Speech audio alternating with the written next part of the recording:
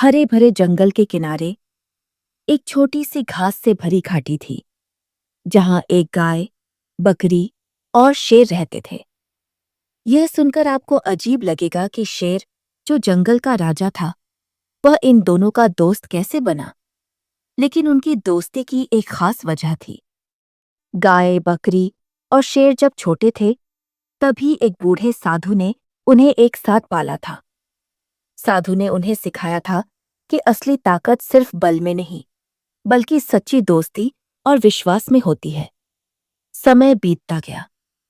साधु यह संसार छोड़कर चला गया, लेकिन तीनों दोस्त घाटी में साथ रहने लगे।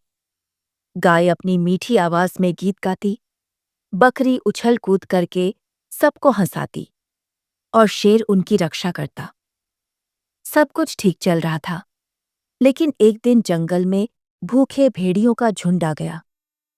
वे घाटी की तरफ बढ़ने लगे।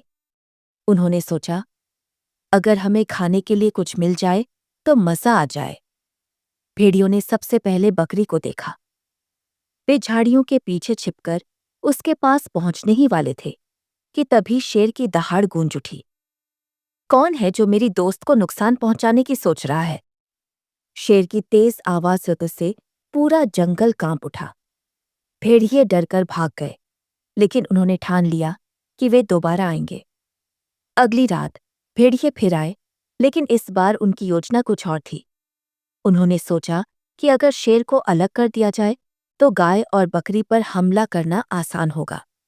उन्होंने शेर से कहा, तुम तो जंगल के राजा हो, तुम्हें इन कमजोर जानवरों के साथ नहीं रहना चाहिए। चलो हमारे साथ, हम तुम्हें और ताकतवर बनाएंगे। शेर कुछ सोच में पड़ गया, लेकिन तभी गाय ने कहा, दोस्ती ताकत से बड़ी होती है। तुमने हमेशा हमारी रक्षा की है, अब हमें एक साथ रहकर अपनी दोस्ती की रक्षा करनी होगी। शेर को अपनी गलती का एहसास हुआ।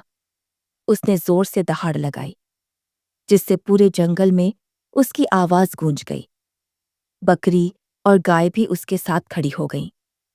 तीनों को एक साथ देखकर भेड़िए समझ गए कि वे इस दोस्ती को नहीं तोड़ सकते। वे डरकर हमेशा के लिए भाग गए।